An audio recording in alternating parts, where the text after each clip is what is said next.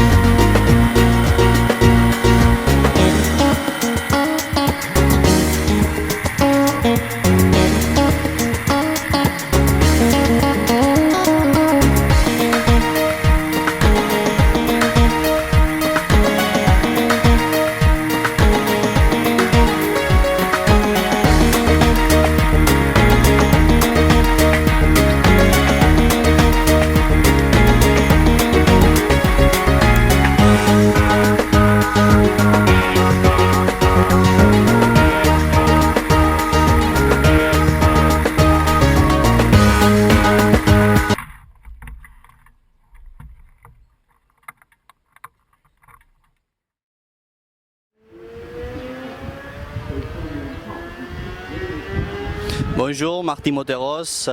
Aujourd'hui, journée de repos ici au Tourist Trophy de l'île de Man de l'édition 2013.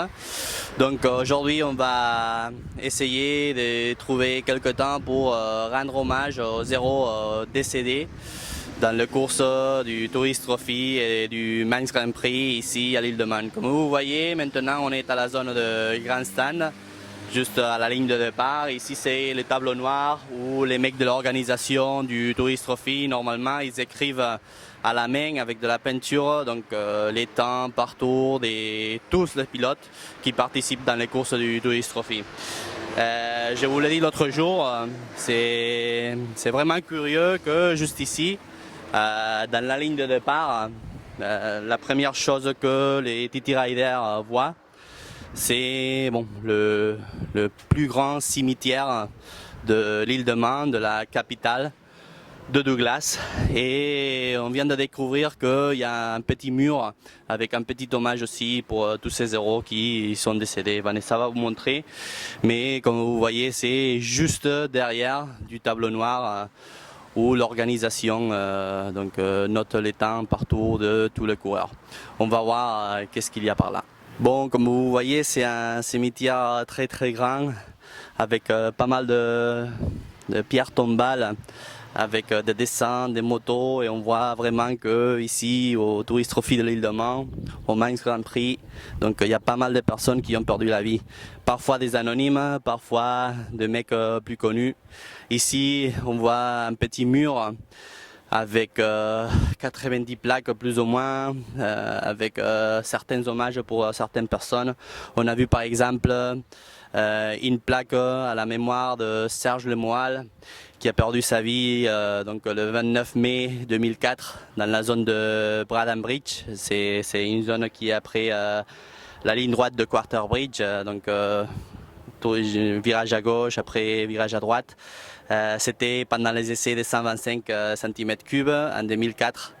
Et ouais, ici vous pouvez voir, il y a ces petits hommages pour tous ces héros qui ont perdu la vie ici au Tourist Trophy et au Manx Grand Prix. C'est vrai que ici dans cette course, c'est très difficile d'oublier qu'il y a une réalité parallèle à les spectacles, à la vitesse, au glamour. Et cette réalité parallèle, un chiffre, c'est très très froid. Donc c'est plus de 200 morts, plus de 100 ans d'histoire.